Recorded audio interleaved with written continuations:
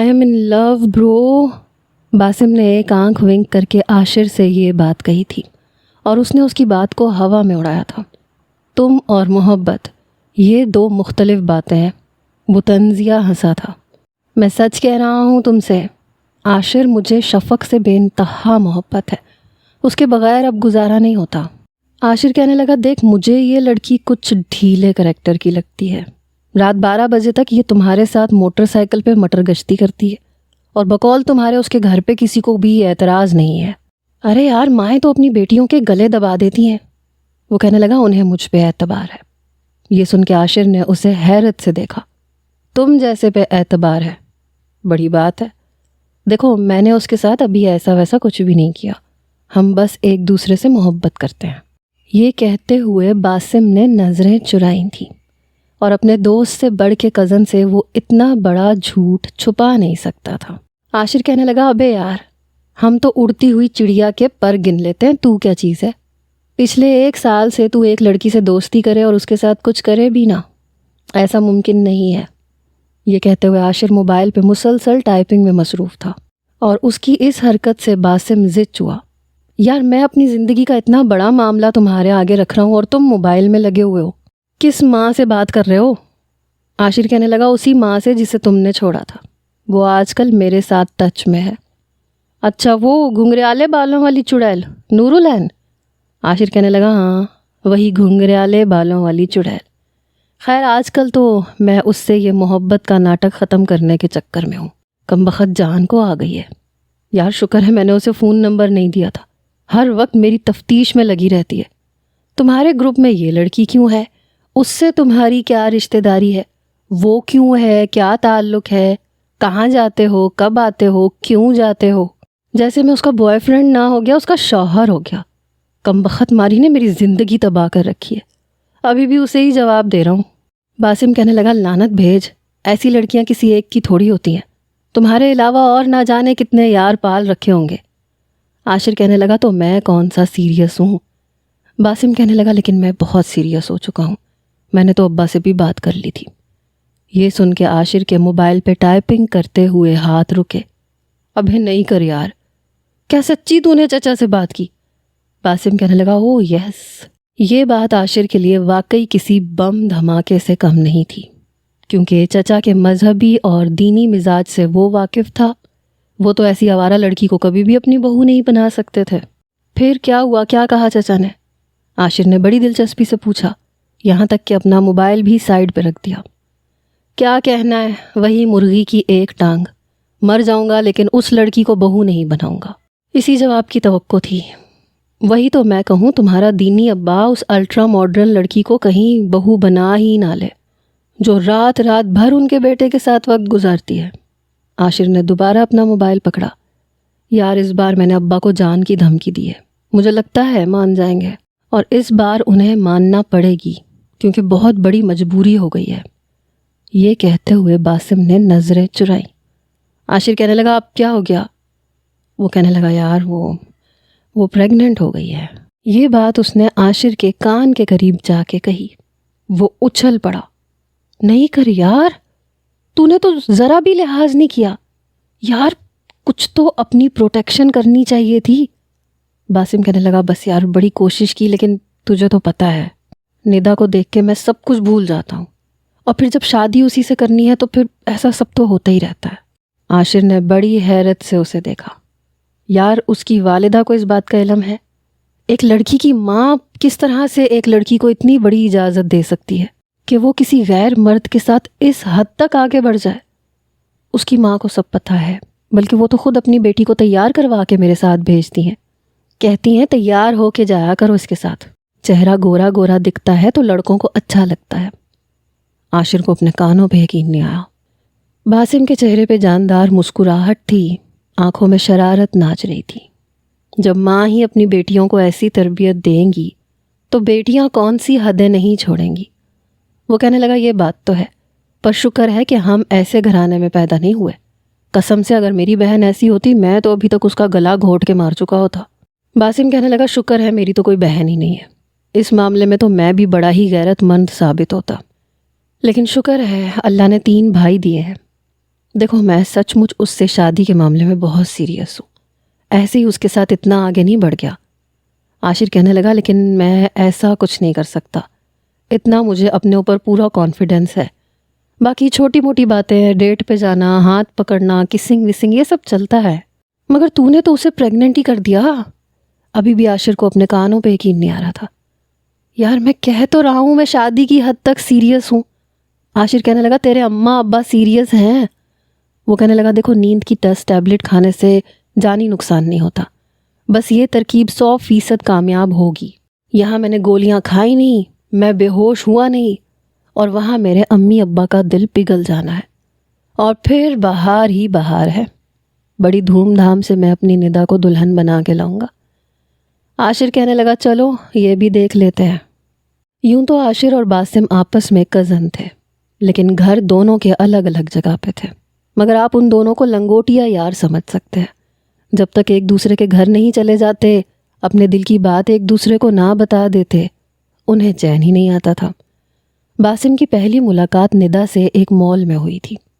وہ ایسکیلیٹر سے نیچے اتر رہی تھی اور دوسری جانب سے باسم اوپر چڑھا تھا۔ جب دونوں کی نظروں کا تصادم ہوا، وہ فیشنیبل سی خوبصورت سی لڑکی اپنی ماں اور بہن کے ساتھ آئی ہوئی تھی۔ اس نے باسم کو اسمائل پاس کی تو باسم دیکھ کے کچھ حیران ہوا۔ اچھی خاصی خوبصورت لڑکی تھی اور وہ مناسب شکل و صورت کا مالک نوجوان تھا، لیکن لڑکی نے مسکراتے مسکراتے اسے آنکھ ونک کر کے پورا رسپانس دیا۔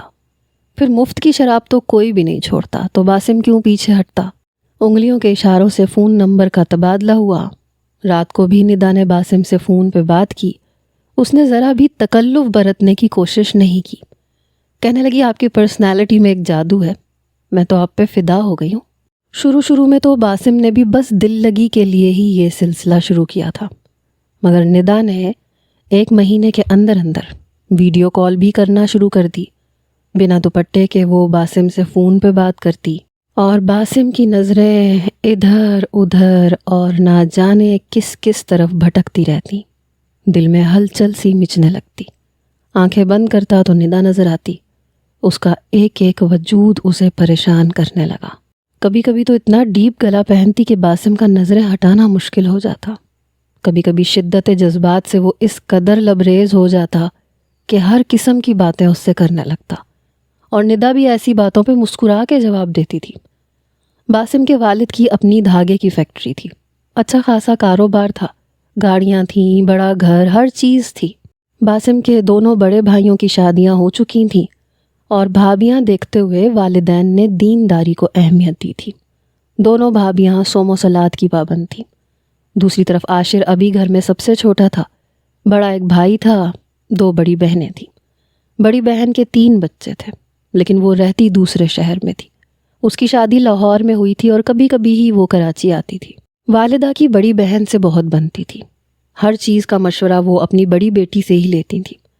عاشر سے بڑی بہن رباب نے میتھ میں ماسٹرز کیا تھا، منگنی بھی اس کی اپنی خالہ کے گھر میں ہوئی تھی۔ البتہ عاشر کے بارے میں کسی نے بھی ابھی اس نوعیت پہ نہیں سوچا تھا۔ ماں کا ویسے ہی وہ لاڈلا تھا، جب بھی کوئی چیز چاہیے ہوتی تھی تو ماں کے کندھے پہ سر رکھ کے، بازو ان کے گلے میں حائل کر کے، بھولا سا منہ بنا کے مانگ لیتا تھا۔ اماں مجھے بائک چاہیے، دیکھیں تو کتنا بڑا ہو گیا ہوں میں، میرے سب دوستوں کے پاس موٹر سائیکل ہے، ایک میں ہوں جو بسوں میں دھکے کھاتا ہوں۔ ہاں تو نہ کھاؤ بسوں میں دھکے، میں نے بھی اپنی موٹر سائیکل اپنی کمائی سے لی ہے، فوراً سے بڑے بھائی راشد کہنے لگے، جس بیچارے کے ساتھ ہمیشہ زیادتی ہو جاتی تھی اور عاشر کی بات مانی جاتی تھی کیونکہ وہ گھر میں سب سے چھوٹا تھا۔ رہنے بھی دو راشد، اتنا سا بچہ ہے، تم کیا اس کو پٹیاں پڑھا رہے ہو؟ اللہ زندگی دے اس کے باپ کو، جہاں اس کی باقی کی خواہشات پوری کی ہیں یہ بھی ہو جائے گی۔ تو فکر نہ کر میرا بچہ، میں تیرے ابا سے کہوں گی تجھے 2nd ہینڈ موٹر سائیکل لے دیں گے، وہ تو سستی سی مل جاتی ہے۔ ماں نے لاڈ سے عاشر کا ماتھا چوما۔ راشد البتہ اسے گھور کے دیکھ رہا تھا۔ اماں آپ اسے بہت سر چڑھا رہی ہیں، دیکھ لیجئے گا ایک دن بہت پچھتائیں گی۔ راشد اس کی آوارہ گرد طبیعت سے واقف تھا۔ رات کو چپکے سے وہ راشد کی موٹر سائیکل باہر نکال کے لے جاتا تھا۔ گھر کی ماسٹر کی بھی اس نے بنوا رکھی تھی۔ رات کو جب دوستوں میں جانا ہوتا تو چپ چاپ بھائی کی موٹر سائیکل لے جاتا اور پورا پیٹرول پھونک کے واپس آتا تھا اور بڑی شرافت سے جہاں موٹر سائیکل کھڑی ہوتی تھی وہیں رکھ دیتا تھا۔ صبح جب راشد نے اپنے آفس جانا ہوتا تو آدھے راستے میں پیٹرول ختم ہو جاتا۔ وہ سمجھ جاتا کہ چھوٹے میاں پوری رات آوارہ گردیاں کرتے رہے ہیں۔ گھر آ کے ماں سے کہتا تو ماں کہتی رہنے بھی دو، میرے سامنے اپنی بیگم کو تم آئس کریم کھلانے لے کے گئے تھے، پورے گھنٹے بعد واپس آئے تھے، ہو گیا ہوگا پیٹرول ختم۔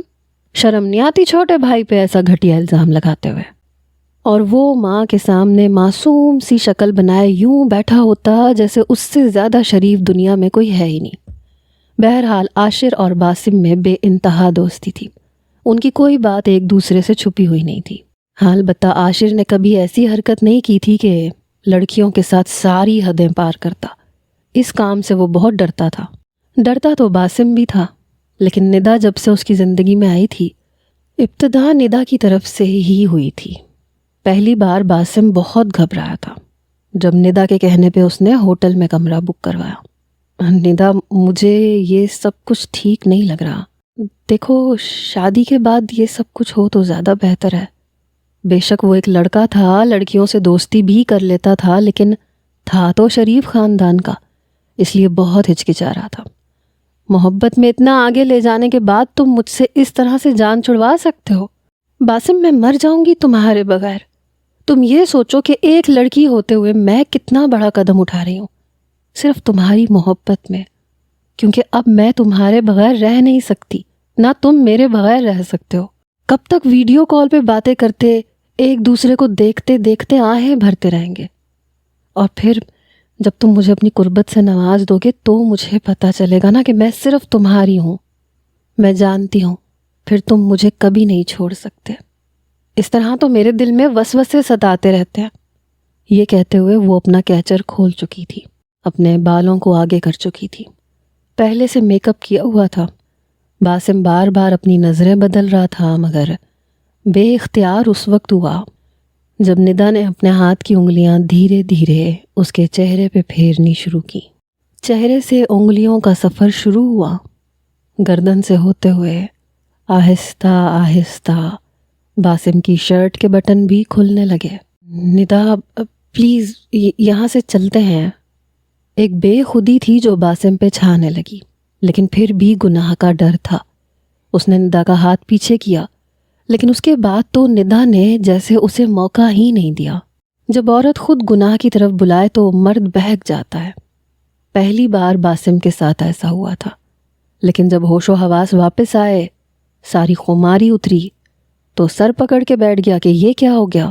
ایک لڑکا ہوتے ہوئے اس کی آنکھوں میں آنسو تھے کہ یہ اس نے کیا غلطی کر دی، لیکن ندا مسکرا رہی تھی۔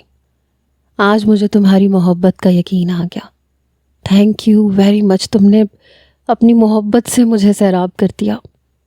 باسم نے بڑی حیرت سے اسے دیکھا تھا۔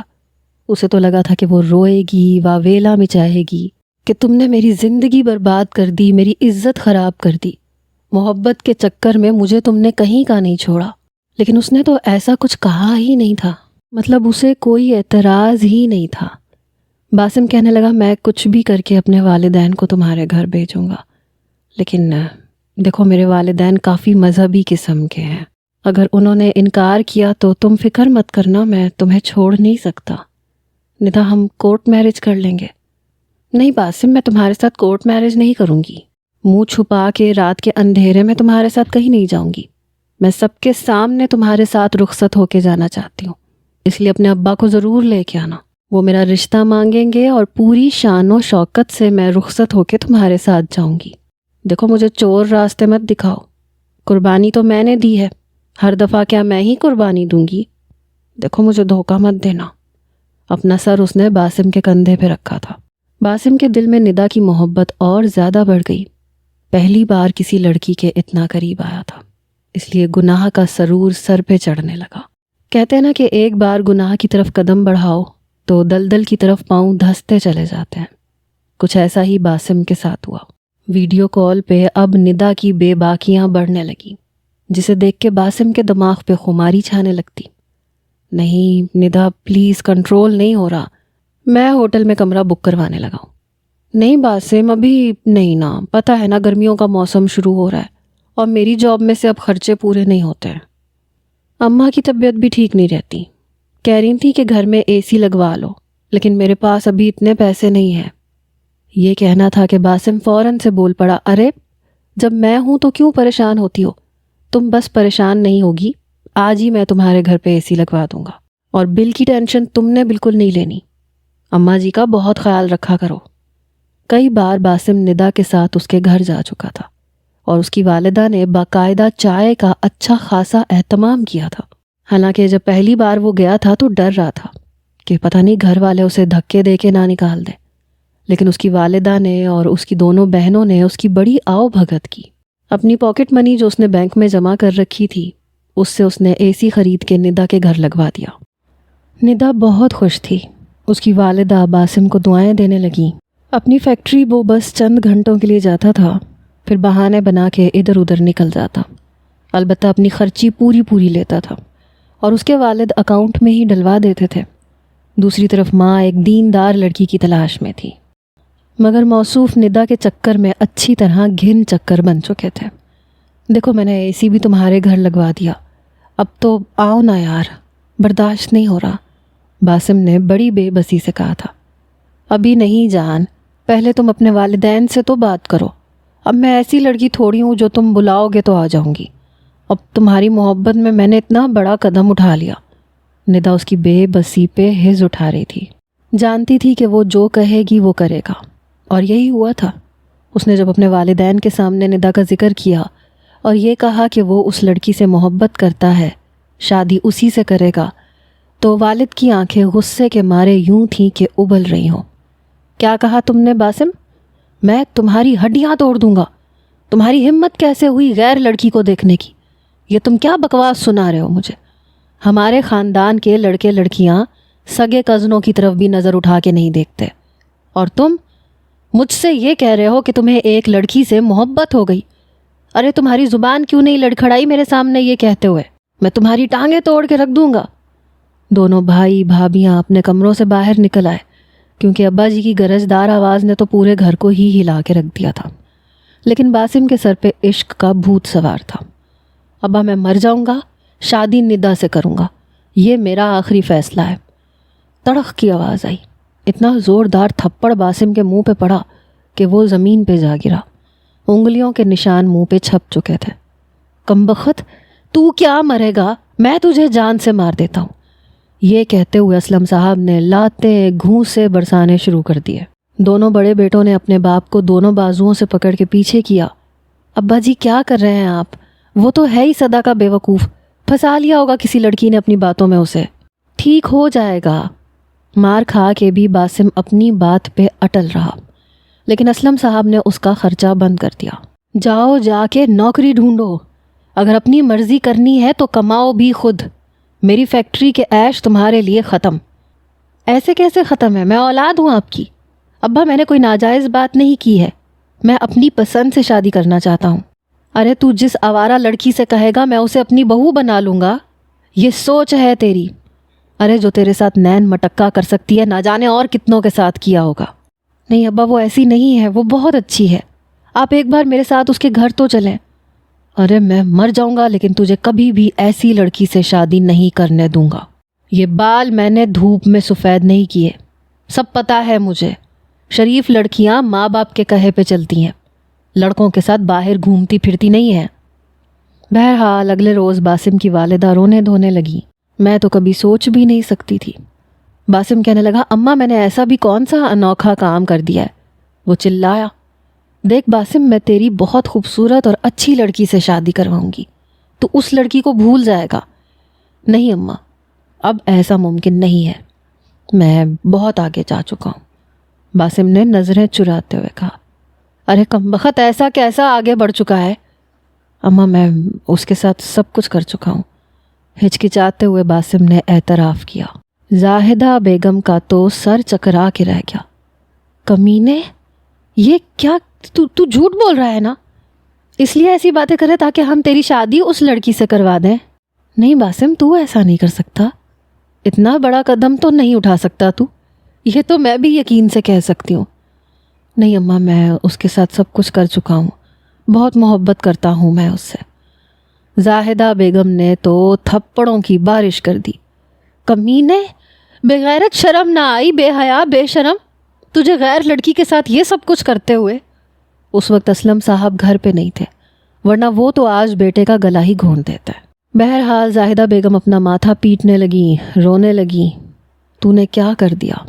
رو رو کے باسم پہ اپنا غصہ نکال کے کہنے لگی، خبردار جو اب یہ بات کسی اور کو بتائی، نہ اپنے ابا سے ذکر کرنا، نہ بھائی بھابھیوں سے۔ ارے کمبخت، تجھے تو کوئی اپنی بیٹی بھی نہیں دے گا، یہ تو نے کیا کر دیا؟ دوسری طرف عاشر اپنے دوست کی خاطر ایک ایسے کام کی حامی بھر چکا تھا کہ اب اسے پچھتاوا سا ہونے لگا تھا۔ یار یہ میری گرل فرینڈ ہے حسن آرا۔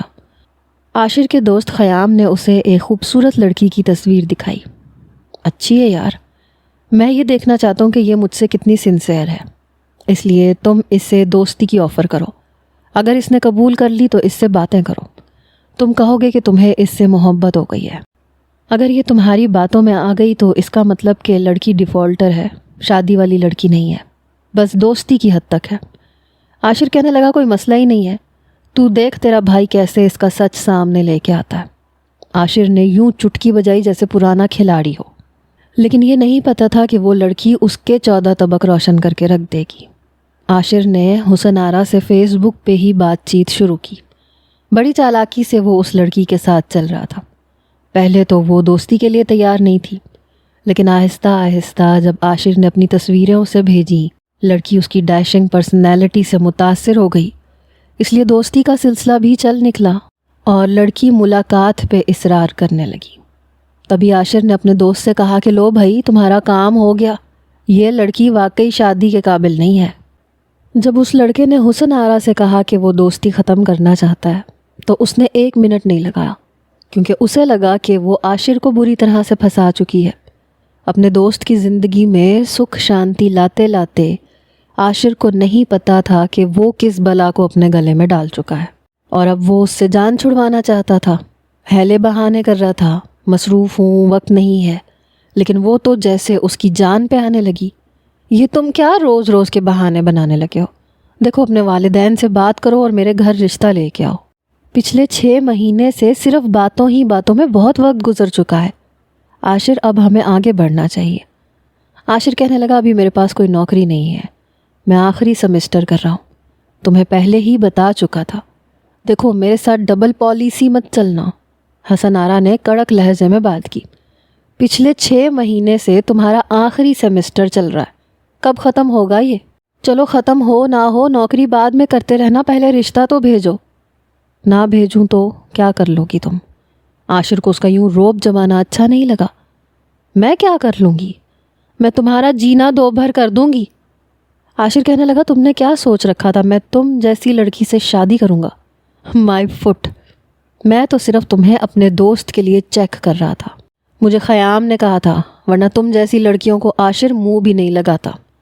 غصے میں عاشر نے ساری کہانی سنا دی۔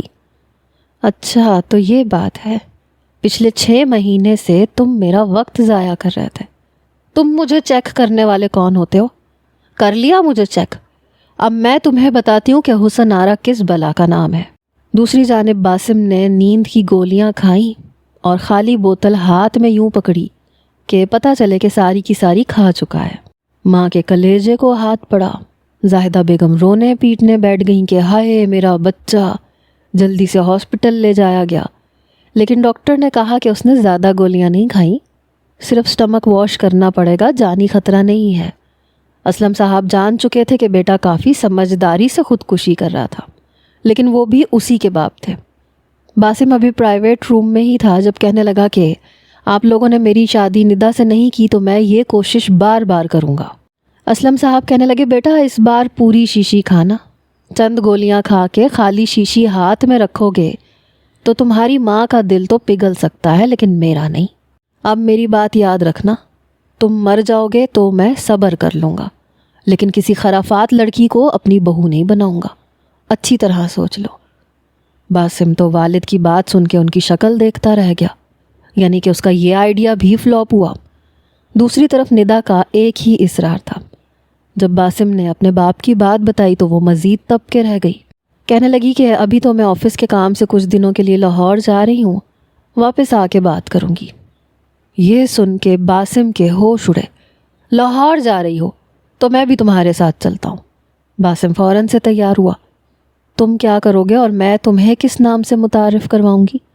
میں اپنی کمپنی کی طرف سے جا رہی ہوں، وہاں پہ میری تایا زاد بہن ہے، میری رہائش کا مسئلہ نہیں ہوگا۔ بہرحال باسم نے رفتے سفر باندھا اور لاہور چلا گیا۔ عاشر کی بڑی بہن وہیں رہتی تھیں، وہ سیدھا ان کے گھر پہ گیا۔ خیر رخسانہ نے اس کے آنے پہ اچھا خاصا اہتمام کیا ہوا تھا، بڑی آؤ بھگت کی، کیونکہ وہ اس کا چچا زاد تھا۔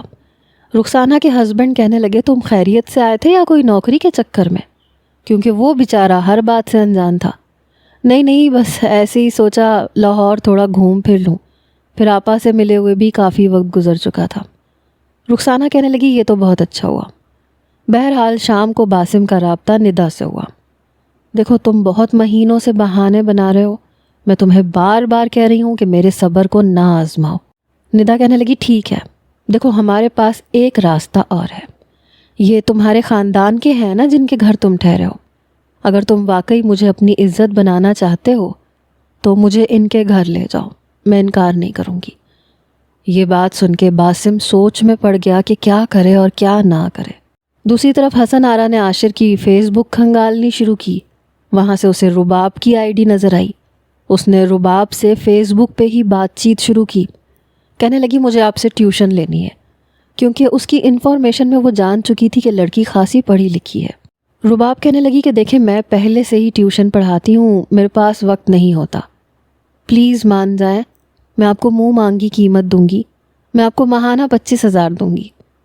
یہ سن کے رباب کی تو آنکھیں پھیلی، اس لیے فوراً سے اس نے حامی بھر لی، اپنی لوکیشن تک سینڈ کر دی۔ حسن آرا ایک کرائے کی ماں کو لے کے رباب کے گھر پہنچ چکی تھی۔ اتفاق تھا کہ صرف ماں بیٹی ہی گھر پہ تھیں۔ رباب کو لگا کہ چلو بھائی ماہانہ کے 25,000 تو پکے ہوئے، لیکن جب دونوں ماں بیٹی نے ڈرائنگ روم میں بیٹھ کے عاشر کی چیٹ دکھائی تو دونوں ماں بیٹی ایک دوسرے کی شکل دیکھنے لگی۔ ارے بھائی اپنے بیٹے سے کہو ابھی کہ ابھی میری بیٹی سے نکاح کرے، ورنہ میں تم لوگوں کی عزت کا جنازہ نکال کے رکھ دوں گی۔ خاتون کافی تیز ترار تھی، رباب اور اس کی والدہ تو بری طرح سے گھبرا گئی۔ ارے بہن کیا اول فول بولے جا رہی ہو، ایسا بھی میرے بیٹے نے کیا کر دیا؟ ارے سب کچھ کر دیا، میری بیٹی کو کہیں منہ دکھانے کے قابل نہیں چھوڑا۔ حسن آرا روئے جا رہی تھی۔ میری زندگی برباد کر دی، میں آپ لوگوں پہ کیس کر دوں گی، آپ لوگ نہیں جانتے ہیں مجھے، میں چپ کر کے نہیں بیٹھوں گی، عاشر سے کہیں کہ آئے اور میرے ساتھ نکاح کرے۔ جلدی سے رباب نے عاشر کو کال کی، جب اسے ساری صورتحال بتائی تو وہ تو ہکا بکا رہ گیا، فوراً اپنا فون آف کیا اور جا کے اپنے دوست کے گھر بیٹھ گیا۔ بہرحال وہ اس مصیبت کو اپنے گلے تو ڈال نہیں سکتا تھا۔ جبکہ رباب بار بار عاشر کو کال کر رہی تھی اور اس کا فون بند جانے لگا تو اس نے بڑے بھائی راشد کو بلا لیا۔ وہ بیچارہ آفس سے چھٹی لے کے آیا۔ دونوں ماں بیٹی نے ہنگامہ مچا رکھا تھا، اپنے بیٹے سے کہو کہ نکاح کرے میری بیٹی سے، ورنہ میں اس پہ کیس کر دوں گی، جیل میں لے جاؤں گی۔ ارے نا بہن ایسے مت کہیں۔ عاشر کی ماں ویسے سیدھی سادی سی تھی، وہ رونے لگی۔ رباب کی اپنی رنگت فک پڑی ہوئی تھی۔ راشد ڈرائنگ روم میں داخل ہوا۔ کیا شور مچا رکھا ہے آپ لوگوں نے، کون ہیں آپ لوگ؟ اس کی والدہ کہنے لگی تمہارے چھوٹے بھائی نے میری بیٹی کے ساتھ محبت کی پینگیں بڑھائیں، میری بیٹی کی عزت تار تار کر کے اب مکر رہا ہے، دیکھو ہم اس پہ کیس کر دیں گے، ہم آپ لوگوں کی عزت کا جنازہ نکال کے رکھ دیں گے، کہیں منہ دکھانے کے قابل نہیں چھوڑیں گے۔ راشد نے ہاتھ کا اشارہ کیا۔ بس زیادہ شور شرابہ کر کے ہم پہ حاوی ہونے کی ضرورت نہیں ہے آپ لوگوں کو۔ آپ کا مجرم عاشر ہے، آپ نے کیس کرنا ہے، شوق سے کر دیں، اسے جیل بھیجنا ہے میری بلا سے بھیج دیں۔ جیب سے اس نے عاشر کے شناختی کارڈ کی کاپی نکالی۔ یہ پکڑیں محترمہ، آپ نے جہاں کیس کرنا ہے آپ جا کے کر دیں، یہاں آپ کو تماشا لگانے کی ضرورت نہیں ہے، ورنہ میں آپ پہ کیس کر دوں گا کہ خواہ آپ لوگ ہمارے گھر میں آ کے تماشا لگا رہی ہیں۔ ہمارا عاشر سے کوئی تعلق نہیں ہے، ٹھیک ہے، اب جائیں آپ یہاں سے۔ بڑے دو ٹوک انداز میں راشد نے یہ بات کہی۔ دونوں ماں بیٹی کا منہ کھلے کا کھلا رہ گیا، کیونکہ وہ کیس تو کر ہی نہیں سکتی تھی۔ کیس کرتی تو میڈیکل رپورٹ میں ثابت ہو جاتا کہ عاشر نے اس کے ساتھ ایسا کچھ کیا ہی نہیں تھا۔ دونوں ماں بیٹیاں جا چکی تھیں۔ رات کو جب عاشر واپس آیا تو سب سے پہلا تھپڑ راشد نے اسے مارا، پھر اس کی ماں نے، اور ابا نے اس کی خوب دھلائی کی۔ راشد نے ہی اپنے جاننے والے پولیس والے کو کہہ کے اس سب کو ختم کروایا۔ ان خاتون کو دھمکی دلوائی تو پتہ چلا کہ لڑکی کرائے کی ماں لے کے آئی تھی، اس کے گھر میں تو کسی کو علم تک نہیں تھا۔ بڑی مشکل سے یہ قصہ ختم ہوا۔ دوسری طرف رات کے 2 بجے باسم ندا کو لے کر اپنی کزن رخسانہ کے گھر گیا۔ اس وقت اس کا شوہر جاگ رہا تھا، بیوی بچے سو رہے تھے۔ اس نے جب باسم کے ساتھ ایک لڑکی کو دیکھا تو کچھ پریشان ہوا۔ وہ کہنے لگا یہ میری دوست ہے، میں اس سے محبت کرتا ہوں۔ صادق بھائی ہم لوگ بہت تھکے ہوئے ہیں، سونا چاہتے ہیں۔ یہ سن کے تو صادق کے ہوش اڑے۔ یہ تم کیا کہہ رہے ہو؟ کس اجنبی لڑکی کو لے آئے ہو؟ ارے نہیں، میری منگیتر ہے، میری شادی اسی سے ہونی ہے اور ہم میں یہ چلتا ہے۔ صادق تو ہکا بکا اس کی شکل دیکھ رہا تھا۔ بہرحال وہ پیچھے ہٹ گیا۔ دونوں ہی اوپر کا زینہ چڑھ چکے تھے۔ باقی کی رات صادق کو نیند نہیں آئی۔ رخسانہ ویسے ہی بلڈ پریشر کی مریضہ تھی، کم عمری میں ہی بلڈ پریشر لگ چکا تھا، اس لیے میڈیسن کھا کے سو رہی تھی۔ صبح فجر کے لیے اٹھی تو صادق نے اسے بتایا کہ تمہارا چچا زاد تو کسی لڑکی کو اوپر لے کے گیا ہے۔